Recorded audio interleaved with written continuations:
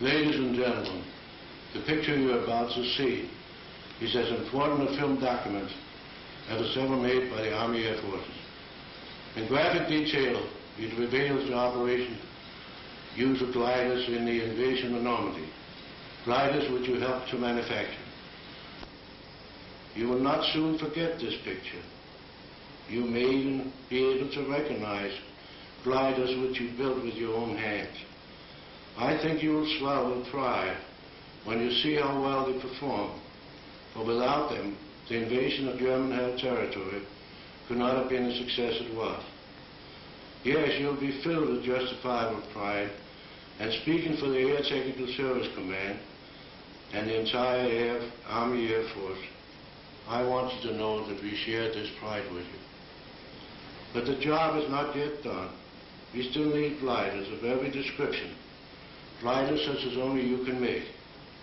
In the past, you worked very hard, but now you must work even harder, for out of your toil will come the aircraft we need to speed victory. Thank you.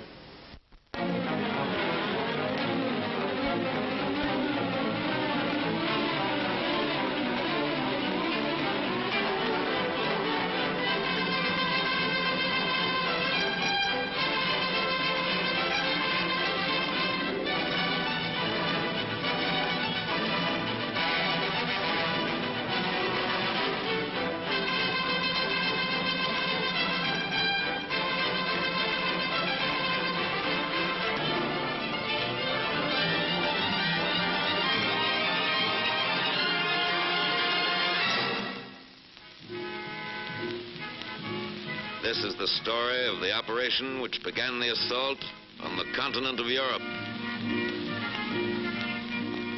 The 9th Troop Carrier Command will transport and resupply parachute and glider elements of the 82nd and 101st Airborne Division and will be prepared to transport elements of the British 1st Airborne Division as directed. The U.S. 101st Airborne Division will begin landing approximately 30 minutes prior to civil twilight on the morning of D-Day to assist the 4th Division in the initial assault and capture the town of Carentan. The U.S. 82nd Airborne Division will land to the immediate west of the 101st for the purpose of preventing the movement of enemy reserves to the east and north. Simple, isn't it?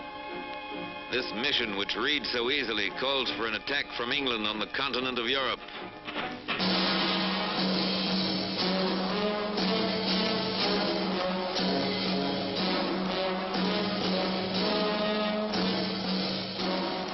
Festung Europa, walled in by the formidable defense in depth of the Atlantic Wall.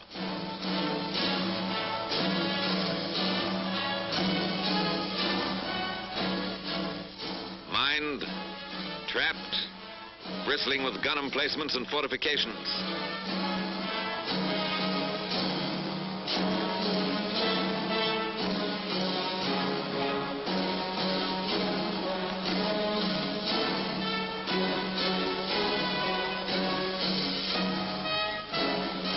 An impregnable barrier, said the Nazis.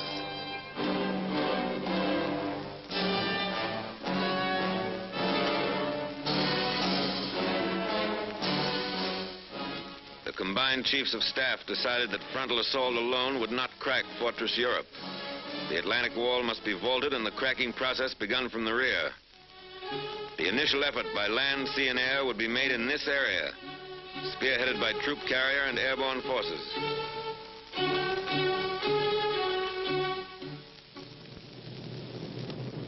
But before the D-Day, there must be a number of lesser D-Days. The first large-scale airborne operation was performed in conjunction with the assault on Sicily, 10 July 1943.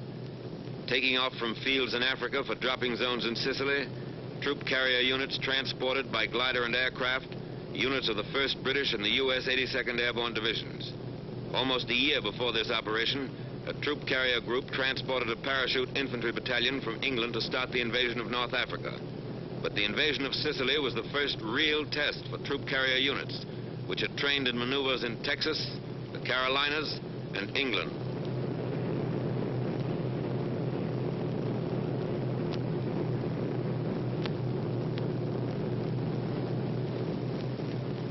The Sicilian operation indicated there was much to be learned about the planning of an airborne operation. Troop carrier aircraft were shot down by friendly forces, and parachute drops were widely scattered. It was a tactical success, however, rich in experience for the units which would later participate in the assault on the continent. The lesson was driven home that more navigation aids were badly needed, that gliders must be landed at slow speeds, that some type of air brake was necessary to decrease the rate of descent of gliders going into small fields, that protection for the nose of the glider in rough landings should be provided, not only to protect the pilot, but to facilitate unloading. A technique had to be worked out for gliders landing on water.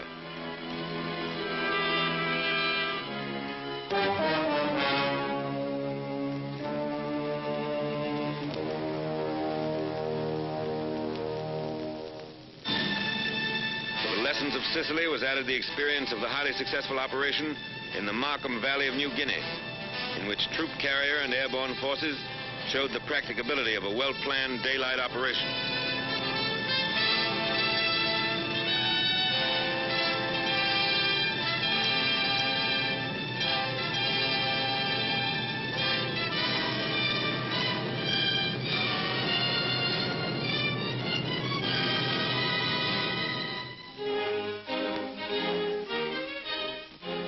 Back in the United States, many lessons learned from the operations in Sicily, Markham Valley, and Salerno were made a part of training and maneuvers. The Griswold nose was developed to protect the glider in rough landings. The parachute arrestor was adopted to permit landing the glider in restricted areas.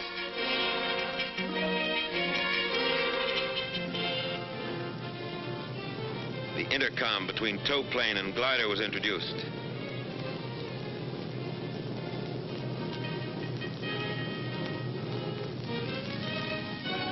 Blitz landings were out. Glider pilots were taught a slow, constant rate of descent, with a slow landing to a precise spot on the ground.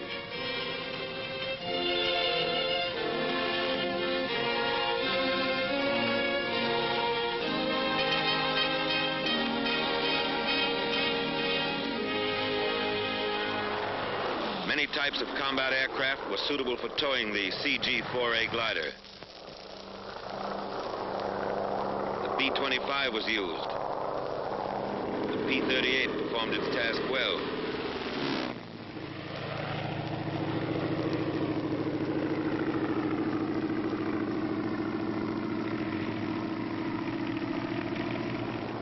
And even the PBY became a tow plane.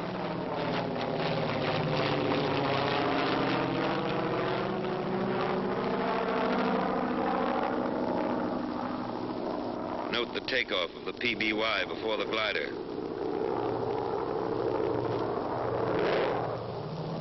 Here's a B-17 in dual tow.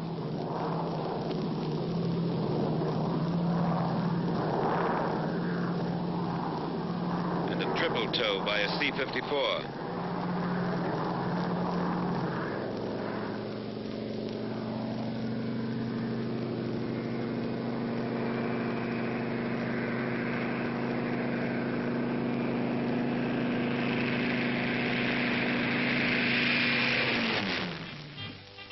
Airborne aviation engineers trained in anticipation of their probable use for building landing strips and rebuilding bombed aerodromes in France.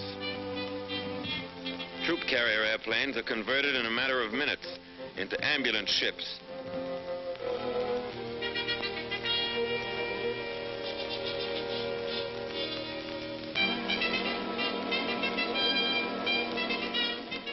And from lessons learned overseas grew the doctrine expressed in War Department Circular 113, employment of airborne and troop carrier forces. Doctrine was put into practice, and Circular 113 became the blueprint for all future airborne operations. Airborne and troop carrier units are theater of operation forces. Their employment must be an integral part of the basic plan made by the agency directing all land, sea, and air forces in the operation. The coordinating directive must be issued in time to allow realistic preparation and training by troop carrier and airborne units for the specific operation. Airborne troops must be employed in mass, and the bulk of the force landed in as small an area as possible. The use of highly trained Pathfinder teams dropped in advance to mark dropping zones and glider landing zones is essential. Procedures must be prescribed which will ensure that troop carrier aircraft on course at proper altitudes and on correct time schedules are not fired upon by friendly forces.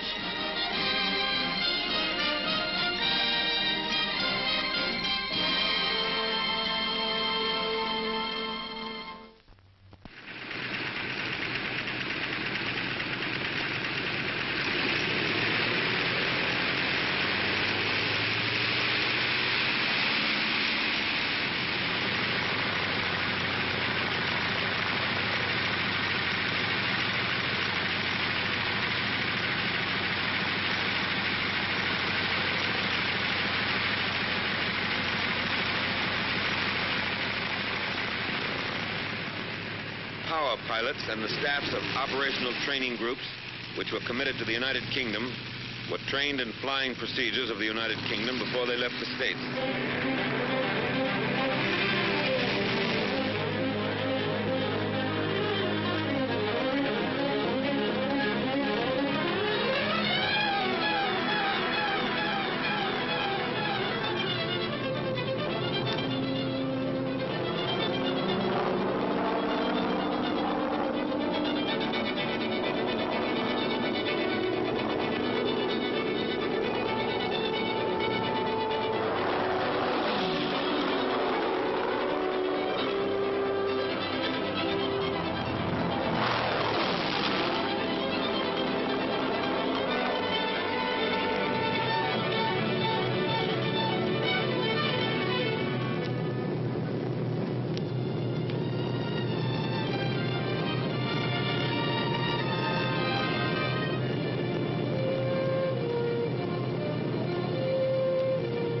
Low flying was emphasized, designed to prevent early detection by the enemy.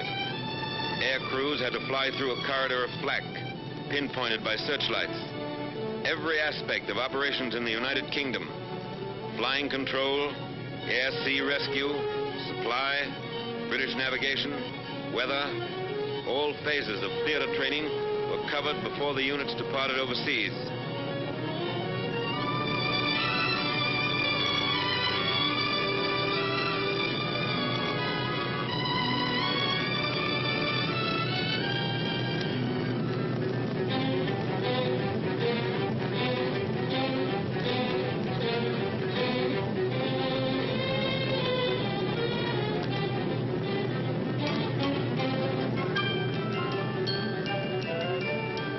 Maneuvers ended with gliders landing in small fields, similar to the potential landing zones in France. Live loads are in the gliders.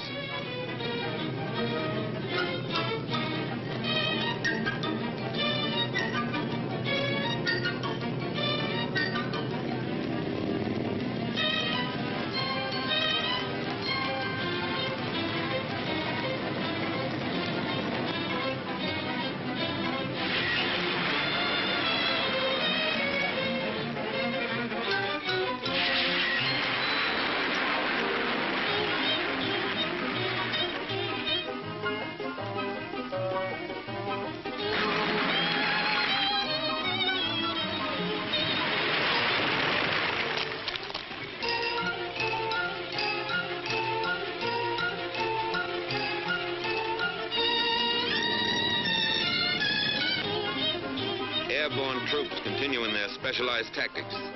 Glider pilots are trained to stay in action with them until evacuated.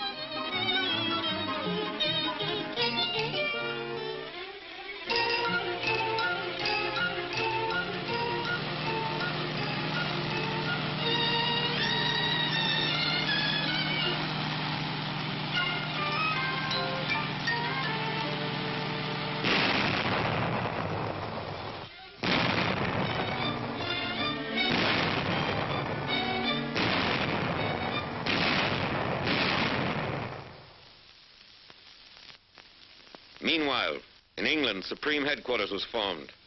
The planning phase changed to the manning phase. The Airborne Planning Committee, headed by the Air Commander-in-Chief of the Allied Expeditionary Air Force, was composed of representatives from all the services involved in the airborne operation: Navy, ground, and air, as well as the Troop Carrier Command and the airborne divisions concerned. British ground crews helped assemble their own Horsa gliders before turning them over to Troop Carrier.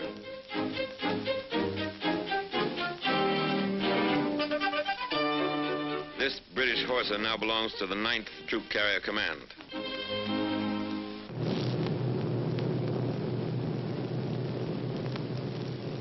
Each group now had 73 aircraft instead of the normal 52.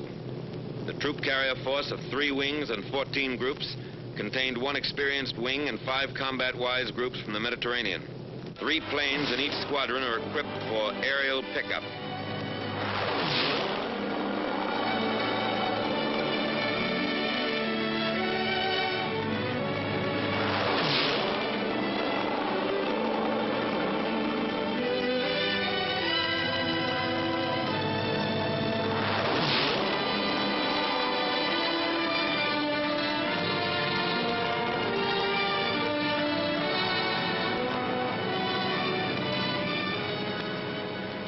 Coordination between ground and air is necessary for accuracy in delivery of resupply containers.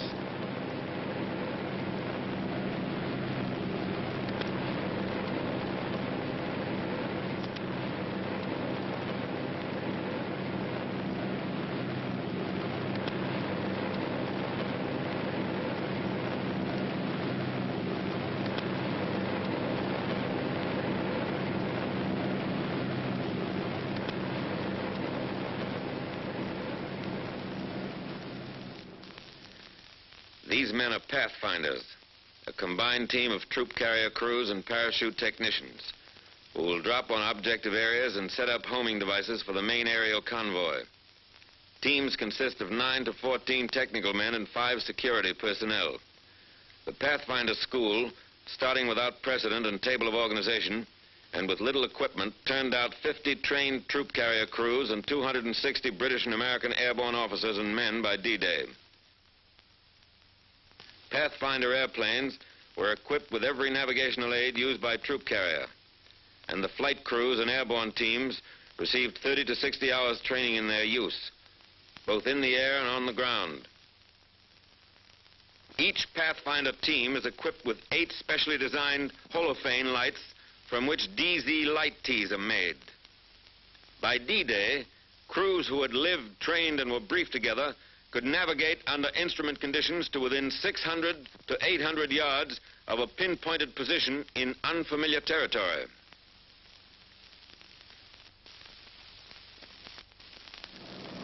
From March through May, 35 lower echelon and 3 full-scale command exercises were held, culminating in a full dress rehearsal for the operation against the continent. The times, loads, distances, and navigational aids were exactly as would be used in the assault. Landing zones were selected for their similarity to those in Normandy, which intelligence showed were 900 to 1,500 feet long and averaged 500 feet wide. Mosaics showed that the objective areas would hold 1,300 gliders. The Normandy fields were bounded by trees 15 to 75 feet high, along with numerous dense hedges.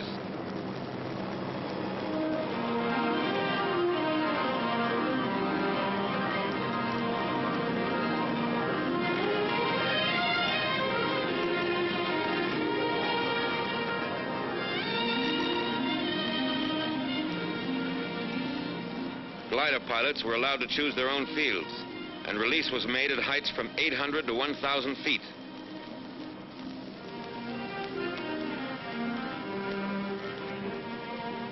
Both ideas were impractical.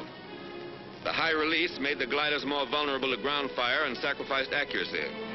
And when each pilot chose his landing field, there were too many conflicting patterns.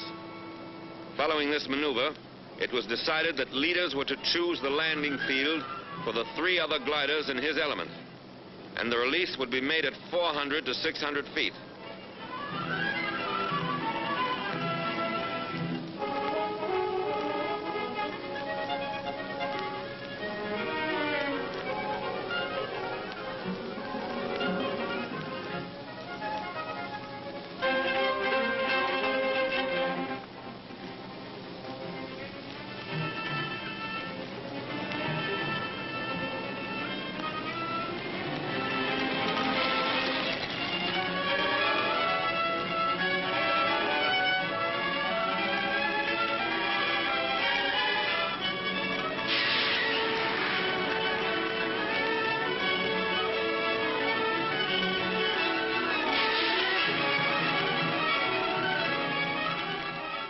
fields small enough for practical operational training are used, there are certain to be crack-ups.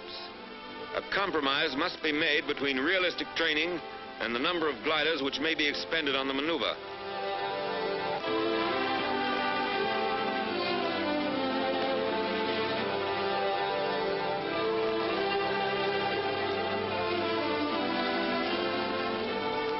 One reason the percentage of Horsa crack-ups was to be so much higher in the actual operation was that a sufficient number were not available for extensive practice in full-load landings into small fields.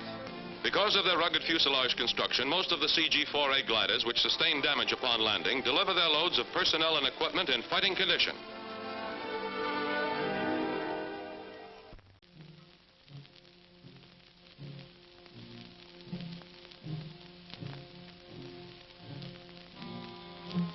Airborne infantry file into buses for their last land-borne ride until D-Day.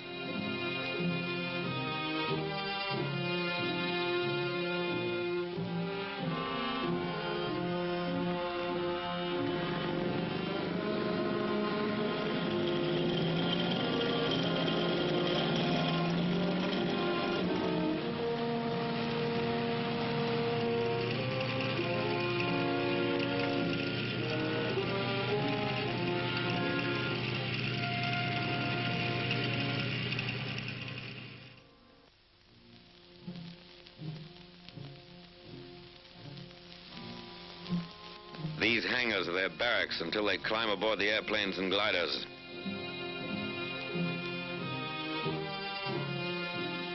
New equipment is issued.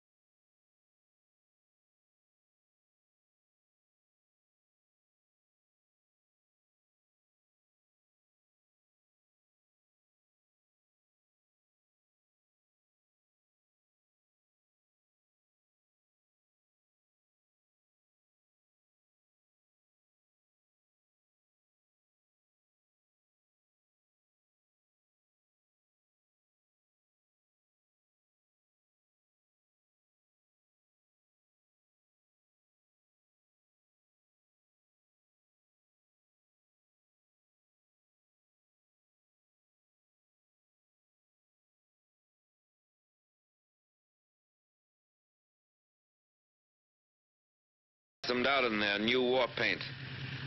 On D-2, invasion markings were applied. Another lesson from Sicily.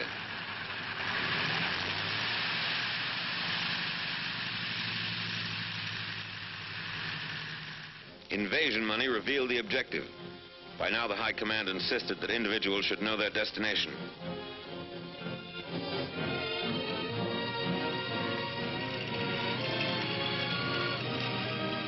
Hours before takeoff time, parapacks were assembled and delivered to the C-47s.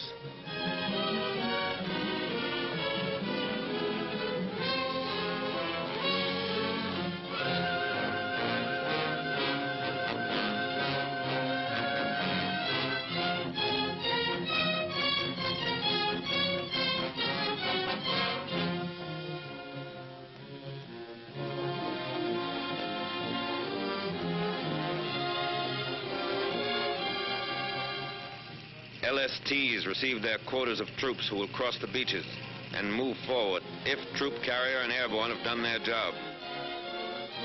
One glider regiment of the 101st was to go in by boat, as were some attached and supporting units of both divisions. The lift, or the required aircraft and gliders, was not available to put them in by air as early as needed. D-Day -1, and time narrows down. Gliders for the first night's operation are assembled for the takeoff. Glider pilots are told to assemble at division headquarters after landing for evacuation to England. An airborne general has a final talk with his men.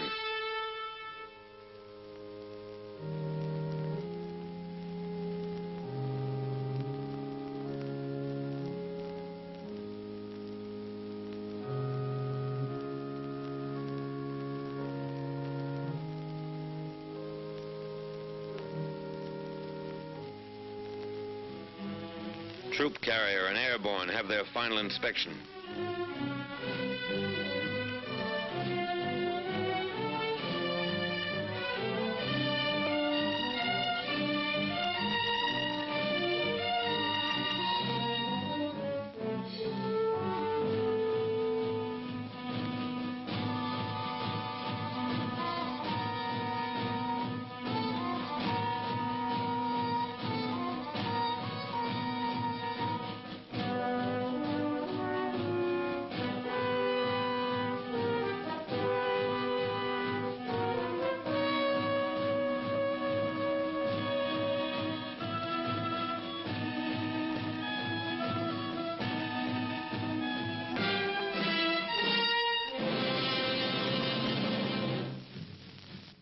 More than a dozen fields, paratroopers march to their ships.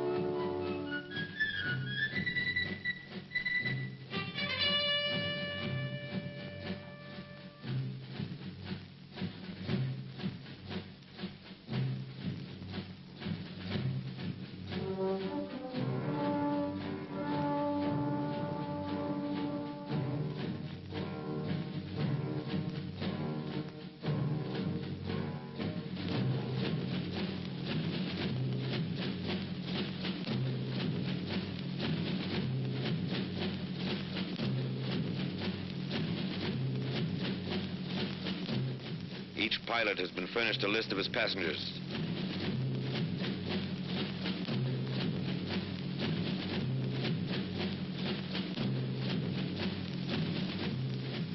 Parapacks are checked.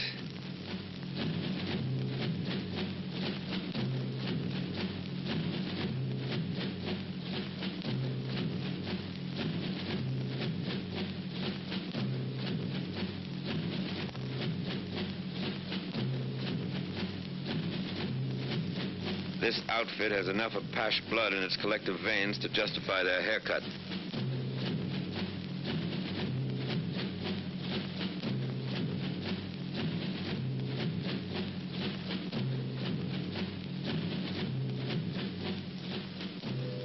There is a message from the Supreme Commander.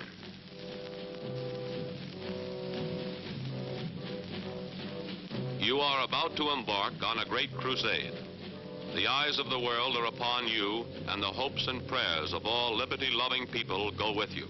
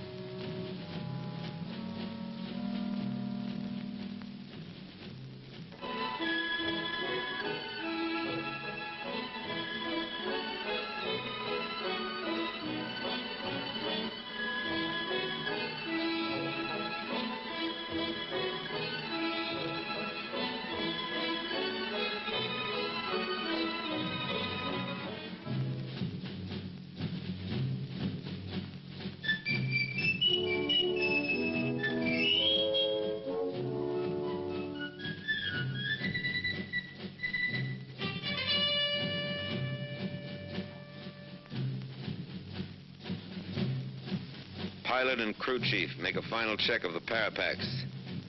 And here's another final check, this time by the jump master just before the men go aboard.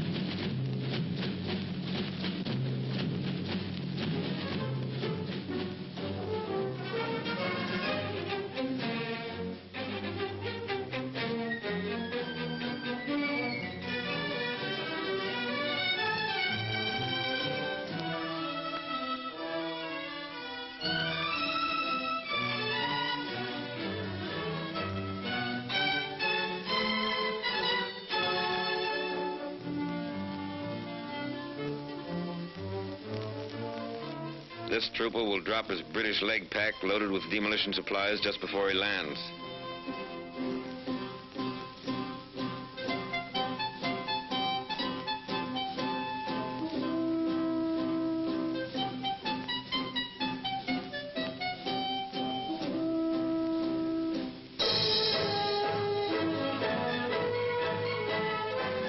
At dusk, Pathfinder teams board the ships that will show the way into enemy territory.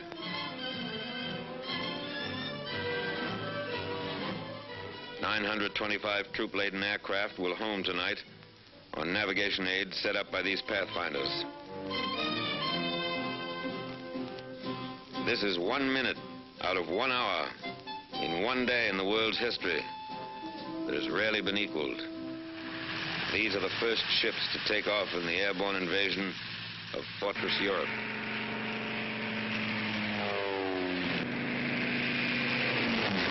First Pathfinder ship is airborne at 21:54.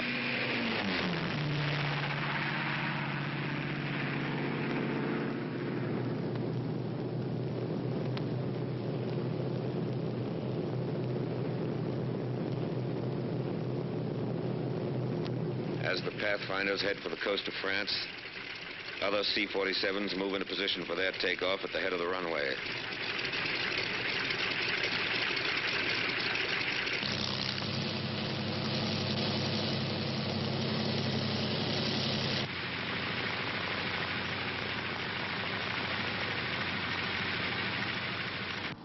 Minutes after the Pathfinders take off, the first serials of C-47s follow on the invasion path.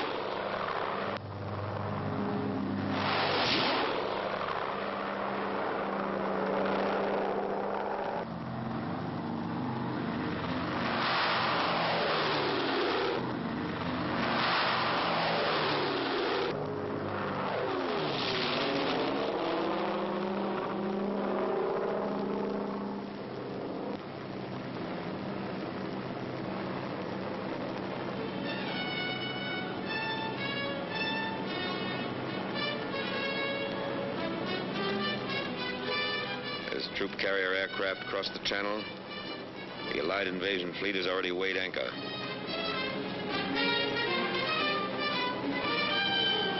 Sealing had been forecast as 3,000 en route, clearing at DZ, but actually is variable, 500 to 1,000.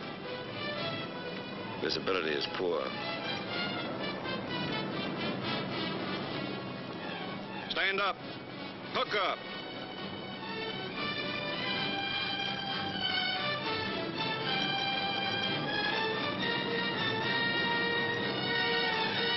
Ready with the red. Show the red.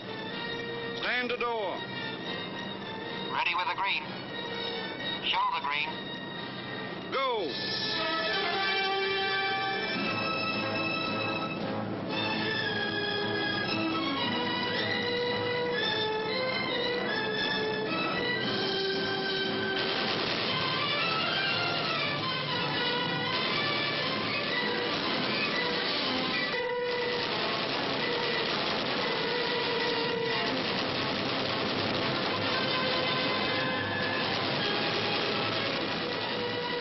The unit landed squarely on the German 91st Infantry Division and other enemy troops. These enemy units were on maneuvers and were already occupying their assigned defensive positions. Surprise was gained only by the leading parachute unit, and subsequent serials found themselves under practically continuous ground and anti-aircraft fire while crossing the peninsula and upon landing. 821 airplane loads, 13,000 paratroops were delivered into DZs in less than 2 hours.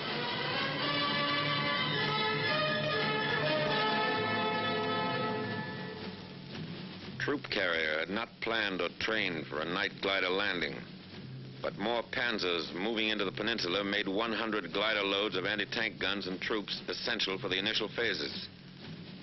It was estimated that only 50% of personnel and equipment would be available for use after the landing. This calculated risk was accepted. The serials were made up of the reliable CG-4As, which were easier to put into strange fields in darkness. 0200. Time for the gliders to go.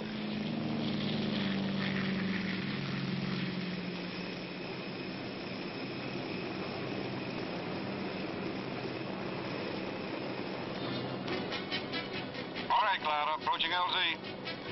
Roger. Okay, cut loose. Roger. So long.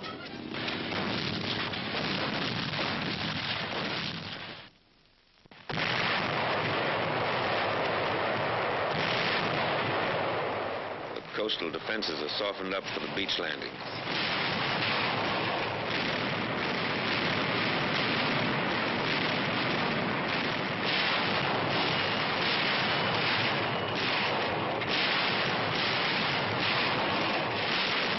Daybreak. The naval bombardment continues.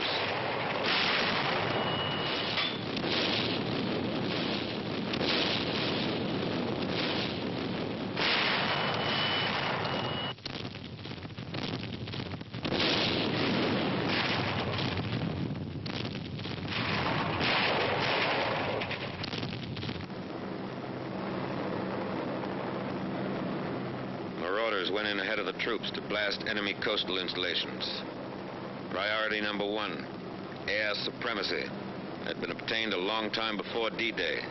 The 8th and 9th Air Forces had accomplished that. Standing offshore, the invasion craft wait as Allied planes blast the coast.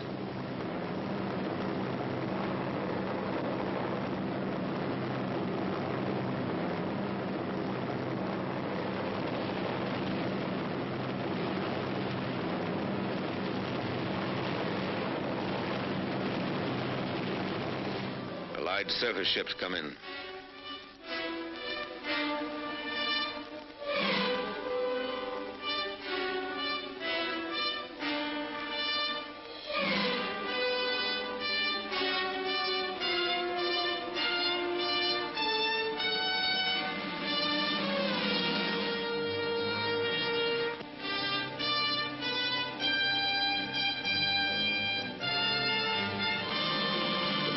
Go on to the next phase.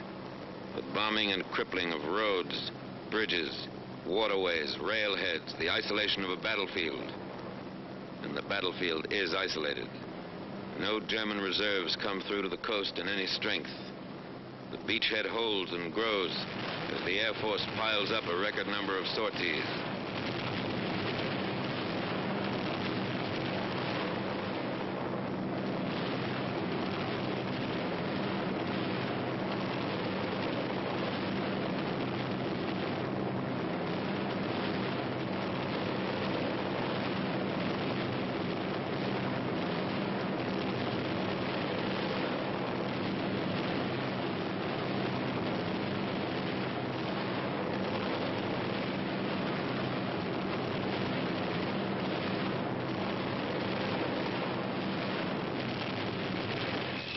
Fighters blast every target that moves on enemy ground.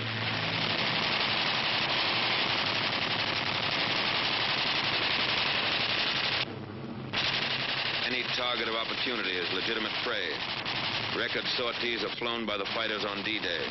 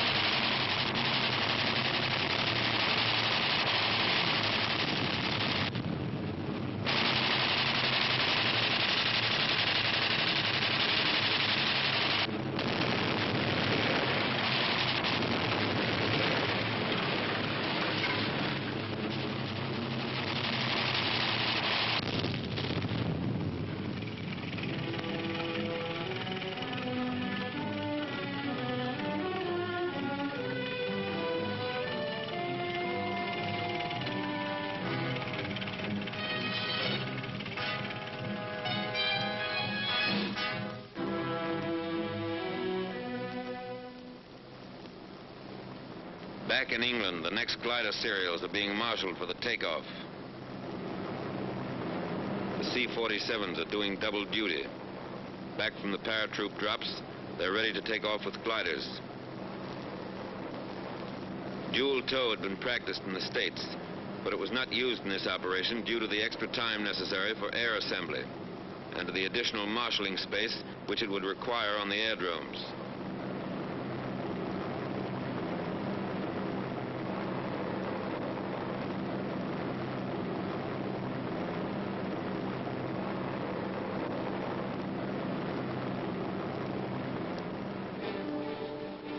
Hard-pressed paratroopers who went into action in darkness earlier today are depending on reinforcements and heavier equipment, which will be delivered by these glider serials. 3 groups of fighter cover are in takeoff position at aerodromes to the south.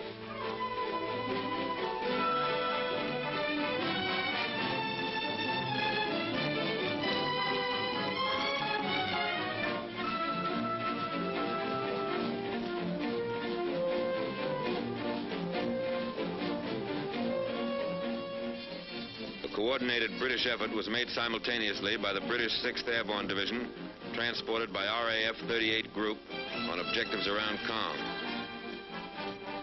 Particularly interesting was the delivery of 8.5-ton tanks of a Recce regiment in 30 huge Hamilcar gliders. 29 of the 30 tanks were in action within 10 minutes after they were landed.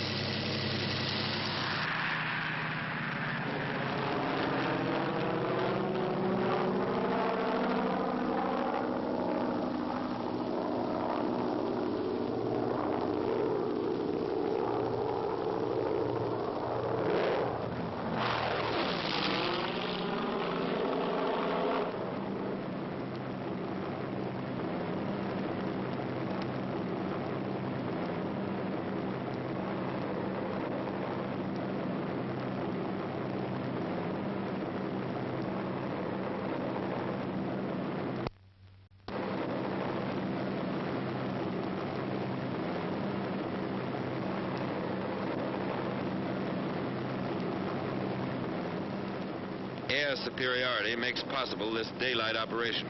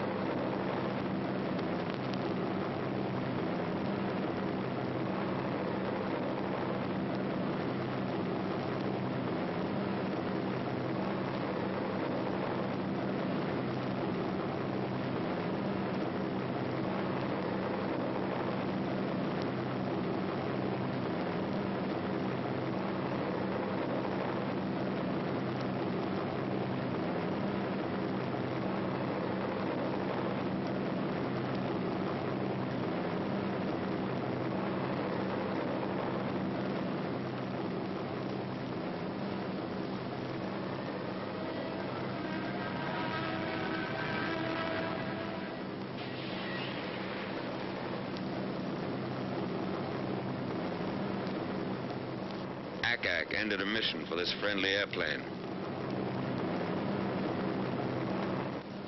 Two-way traffic, and it's congested.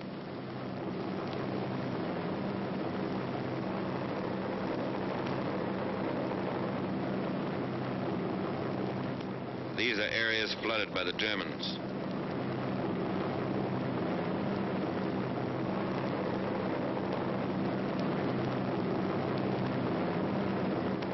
Parachutes and gliders from the previous serials.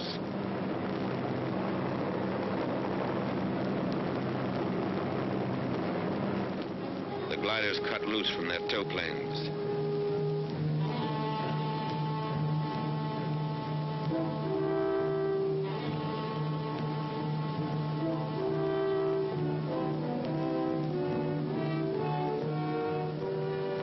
We have fighter cover all the way to the landing zone. Not even a lone German fighter was able to sneak through.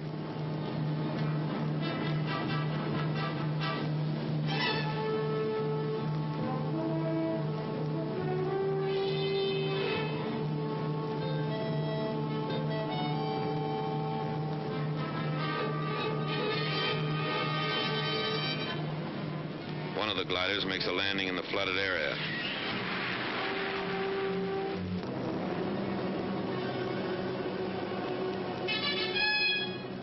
Here are the staked fields intelligence warned us about. The traps consisted of poles 12 to 15 feet long.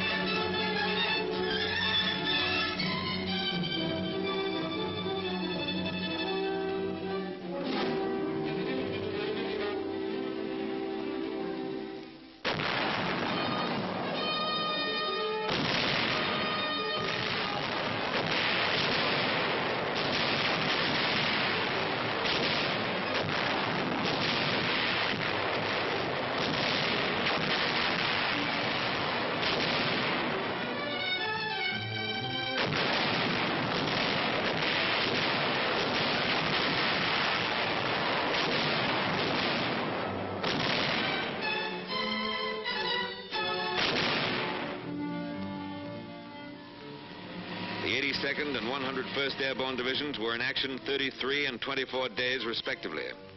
The 82nd, having captured Sault-Mère-Église and secured the bridgehead across the Mer de Ré River, destroyed other river crossings, protected the flank of the 7th Army Corps, and drove west to the Douve River. The 101st seized the areas assigned it, destroyed bridges, and drove on to Carentan to establish a defense area there.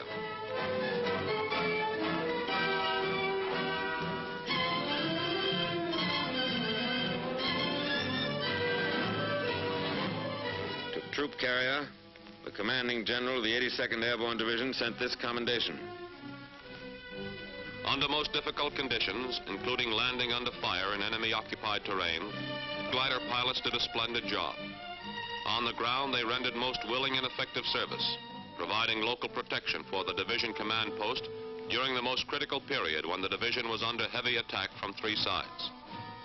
Please express to all elements of your command who brought the division in by glider or parachute, or who performed resupply missions for us, our admiration for their coolness under fire, their determination to overcome all obstacles, and for their magnificent spirit of cooperation.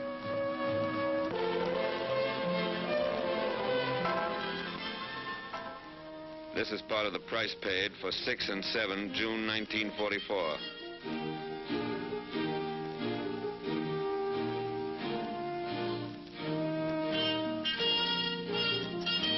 $1,662 troop carrier airplanes were dispatched in the first 24 hours of the assault.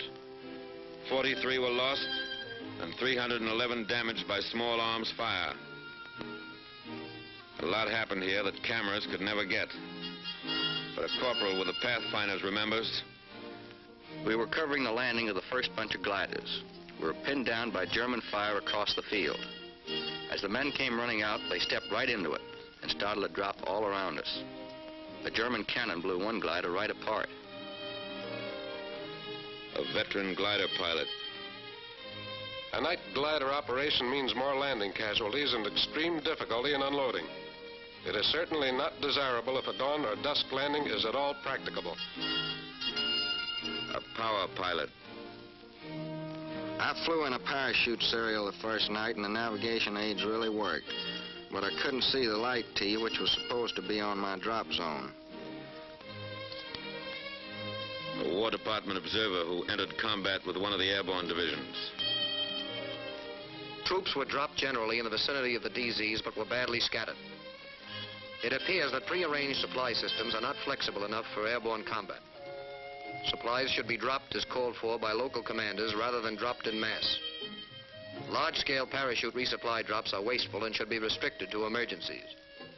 More attention should be paid to switching over to ground supply as soon as possible.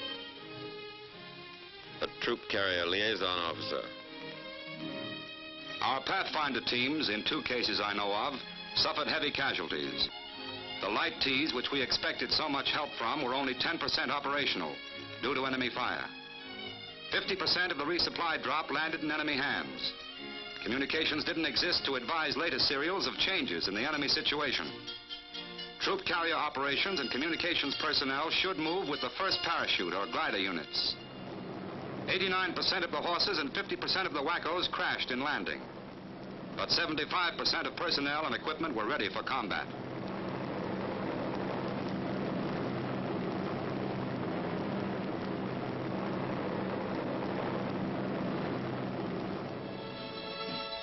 Back from Normandy, these men would have faced further tests. How much they had learned will be history. History made by an airborne army.